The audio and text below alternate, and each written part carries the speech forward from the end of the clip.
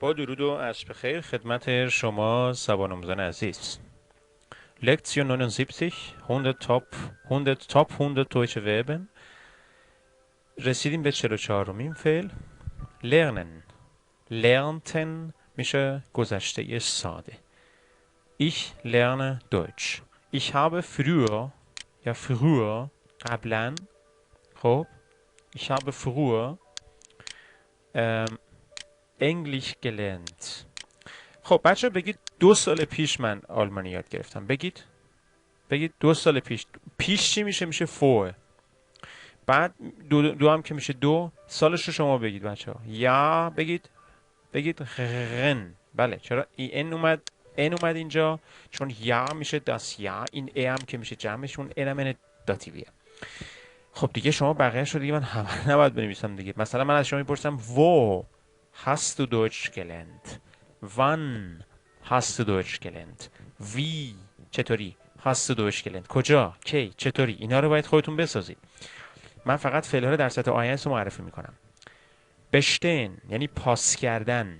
خب یعنی پاس کردن امتحان. ich muss meine Prüfung bestehen. من باید امتحانم رو پاس بکنم. خب ich muss meine Prüfung bestehen. حالا میخواد بگی من امتحانم رو پاس کردم. دقت کنید.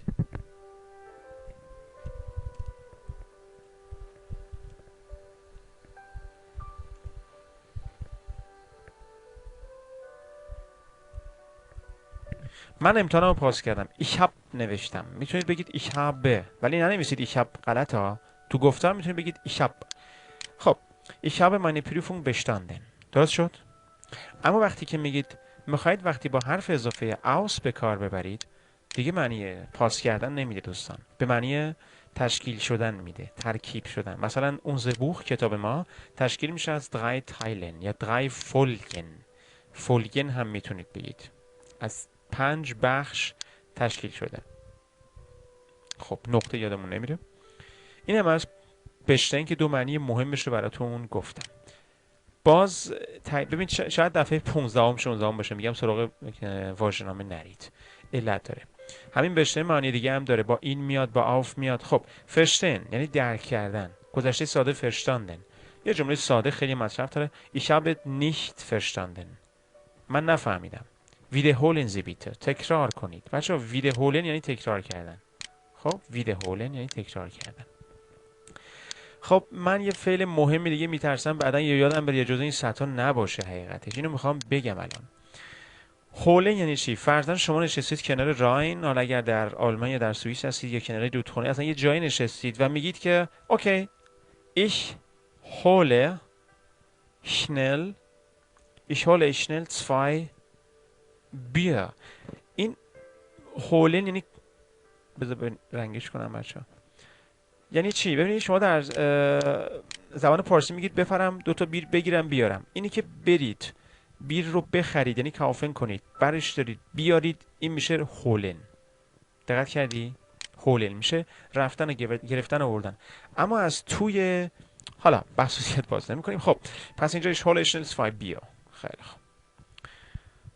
اینم از هولنوف. حالا به فرشتین رسیدیم. اینجا هولن بود، من هولن گفتم. یا Ich habe nicht verstanden. میتونی اینجا بگی Ich habe dich nicht verstanden. من تو رو درک نکردم. setzen. بچه setzen یعنی نشوندن. شما یه نقطه هم میتونی بنشونی، میشه نقطه گذاشتن. یه گل رو میتونی بنشونی یعنی کاشتن. خودت هم میتونی sich. مثلا Ich möchte mich hierher setzen. hierher. من اینجا می نویسم. hierher یعنی در اینجا. خب hierher یعنی میخوام اینجا خودم میخوام بشینم. Ich möchte mich hier setzen. Das Kind hat sich auf den Bank gesetzt. بچه بانک با ارتیکل der که بیاد یعنی نیمکت، با ارتیکل دی بیاد یعنی بانک. خب wo hast du dich gesetzt? Ich habe mich auf den Bank gesetzt. neben der Bank. روی نیمکت کنار بانک. خیلی خوب ادامه میدیم سریع. بکومه بچه همون ارهالتن هست. دقت کنید این 2 تا فعل بسیار مهمن. اصلا همه این فعل مهمن، اگه نبود که نمیگفتم تاپ. بکومن. چرا مثال ننوشتم براش می نویسم سریع. Ich habe سعی میکنم گذشته بگم. ich habe gestern یه ذره etwas Geld bekommen. دیروز یه خود پول گرفتم. خب ich bekomme Geld، من پول میگیرم. هر چی داره میتونید bekommen کنید. بعد در آینده دیگه با هم خیلی کار خواهیم کرد. مثلا ab bekommen، herab bekommen، این همش اولش چیه؟ چیز اضافه میشه اول فعل. خب beginnen شروع کردن، همون بذار من اینجا بنویسم anfangen یعنی شروع کردن. هر دو هم حرف اضافه شون بچه mit هست. wann hast du mit dem Deutschkurs begonnen؟ کی کورس آلمانی تو شروع کردی؟ این حرف اضافه می در فعل بگینن دیگه به معنی به یا با ترجمه نمیشه. erzählen تعریف کردن. hat dem Chef alles erzählt. او به شف جعجب. erzählen هم داتیوه، یه فعل داتیو دیدیم. داتیوه مفعولش ببینید داتیوه، بعد یه مفعول دیگه بیاد هر چیزی که توضیح داده تعریف کرده اون دیگه آکوزاتیوه، ولی مفعول اصلی و نزدیک به فعل این فعل داتیوه. بچه فعل داتیو میتونن یه فعل دوم هم داشته باشن، اون دومی دیگه آکوزاتیوه، ولی باید این فعل داتیو رو بشناسید که مفعول اصلی و ذاتیش داتیوه، مثل ارتسلن. ایش ارتسل دیه، مثلا داسبوخ دیگه شد آکوزاتیو. پس hat dem Chef alles erzählt. او به رئیس همه چیزو توضیح داد. alles همه چیزو تعریف کرد. از میخوام versuchen تلاش کردن. این فعل هم خیلی خیلی مهمه، خیلی مهمه، مثلا هر روز مصرف میشه، یعنی try تو انگلیسی. بذارید من این رو برنگرم. اوه خراب شد. خب این خوبه. خب versuchen تلاش کردن، versuchen گذشته شد. du sollst تو باید versuchen تلاش کنی richtig یعنی درست حسابی، درست حسابی Deutsch zu lernen.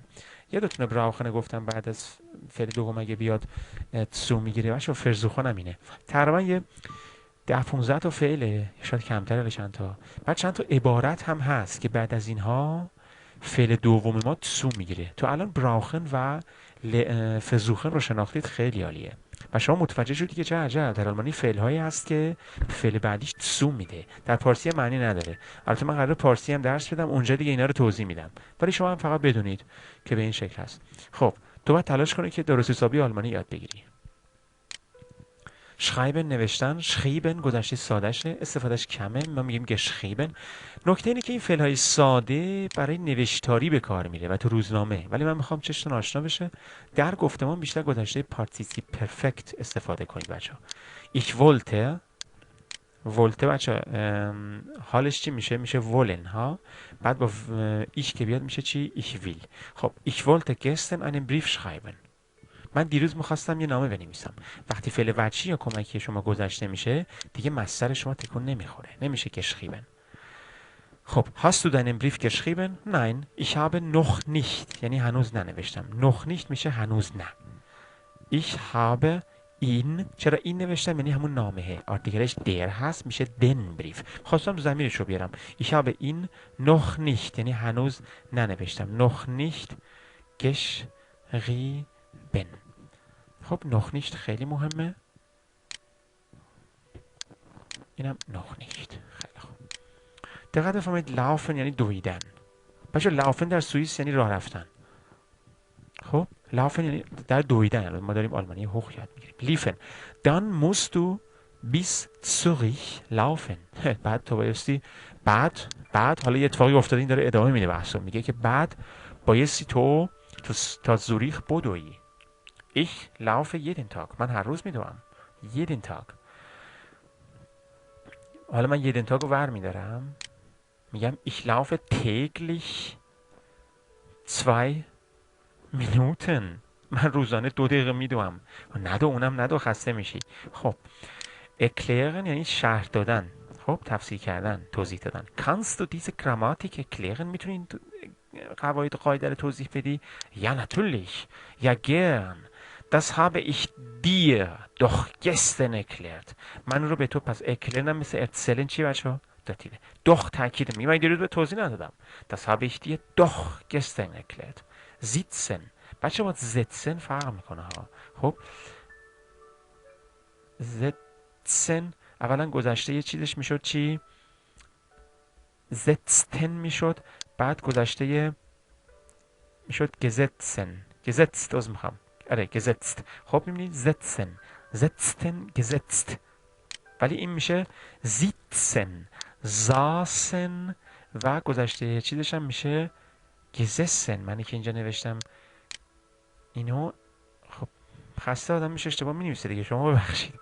ich sitze mich hier، یعنی من یا بازم اشتباه نوشتم ببخشید.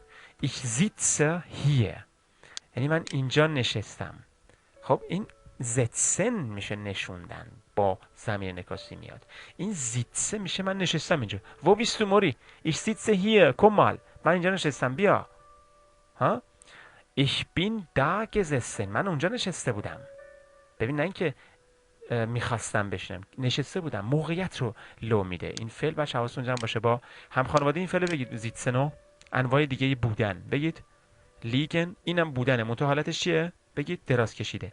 خب بودن روی دیوار چیه؟ اون رو دیواره. هنگن یعنی آویزون بودن. بودن روی ایستاده، این لیگن بودن حالت خوابیده است. مثلا یه کتابی که افتاده، حالا کتاب رو راسته میذاری رو قفسه، میگیم چی؟ بودن راسته میشه چی؟ شتین. خب بودن تو جیب چی میشه بگید؟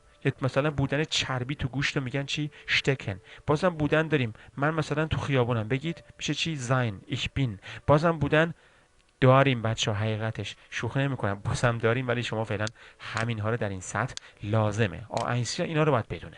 یه دو سه مورد دیگه هم بودن داریم. خب ich sitze hier، من اینجا نشستم. wo hat er gesessen، کجا نشسته بود؟ کجا نشسته بود؟ من میگم حالا wo hat er sich gesetzt gesetzt، کجا نشست الان شد، کجا نشست. خب اینا رو میدونید. بریم پایین تر. ziehen کشیدن. بچه ها یه چند تا جمله خوب بهتون بدم. مثلا کتری رو گذاشتی روی اجاق، بعد دوست آلمانیت میگه که بابا بیا بخوریم دیگه چای رو، بعد میگه که lass das ziehen، بذار کشیده بشه. ziehen بود چی بچه ها بگید؟ آخ ببخشید ziehen چی بود؟ ziehen کشیدن دیگه، لس هم گذاشتن. بعد لاستاستسین بذار کشیده بشه یعنی چی؟ مگه چای کشیده میشه بچه؟ یعنی اینکه بذار دم بکشه. خب بذار دم بکشه. حالا باز معنی دیگه داره، پوک زدنم با سی میاد آخر، کاری ندارم، هفتوری کشیدنم با سی میاد. خب میریم ادامه میدیم. این خوب بود، به درتون میخوره، مربوط به هیچ سطحی نیست. من راحت اینو بهتون نوشتم، آموزش دادم. خب zeig mal، نشون بده ببینم. من چرا با ziehen zeig گفتم؟ خب خستگی مثل این که اثر کرده بچه ها. zieh mal یا zieh mal، بکش بینم. مثلا تنابه رو، سر تنابه رو بکش. ich möchte dir mein Geld nicht zeigen. خب من اینو ziehen zeigen دیدم، منو ببخشید. خب بذار من جمله رو عوض کنم که حداقل یه مثال زده باشیم. ich möchte مثلا kein Zeichen، هیچ رسمی رو نمیخوام بکشم. حتی این zeichnen هست، بازم ziehen. خب من نه، اون zeichnen باز هم. بذارید من با ziehen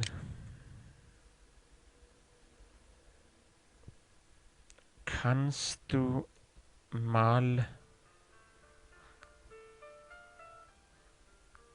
du mal den Leiter ziehen. میتونی نورد اونو بکشی. خب البته wegziehen جابجا کردن، umstellen همینا میشه با نوردون عرض کنم که استفاده بشه، ولی ما الان ziehen با کشیدن داریم، منظورمون کشیدن هست. zogen گذشتهشه. بعد scheinen بچه به نظر رسیدن. خب منتها دیزون scheint تابیدن. خب الان در سطح A1 همین معنی رو چیز کنید، یاد بگیرید. بعد شاینن شاید در کتاب دوم یا در آتسفای یاد میگیریم. شاینن یه 3-4 معنی خیلی قوی داره، مطمئن باشید در سطح آتسفای همه رو یاد میگیریم. فالن بچه میشه افتادن. بعد مثال براش ننوشتم، چرا؟ الان می نویسم براش. ich مثلا bin ins Wasser gefallen. مثلا من تو آب افتادم. من افتادم تو آب. یا اینا اینجا که نوشتم ich bin von der Leiter. صفحه اومده پایین من ندیدم. ich bin von der Leiter از نوردوون افتادم. خیلی خوب اینم از فالن. میگم بچه‌ها در خدمت هستم با gehören. بچه‌ها الان یه کامپیوتر دو تا کامپیوتر نه سه تا کامپیوتر الان جلوی منه. من به شما میگم حالا فرشاد gehört dir der Computer؟ بعد شما میگی nein das gehört mir nicht. بعد میگی ja das gehört mir. مال منه یعنی مال کسی بودن. از شما میپرسم gehört es dir؟ دیگه نمیگم gehört der Computer. میگم gehört es dir؟ بعد شما میگی ja oder nein das gehört mir, das gehört mir nicht.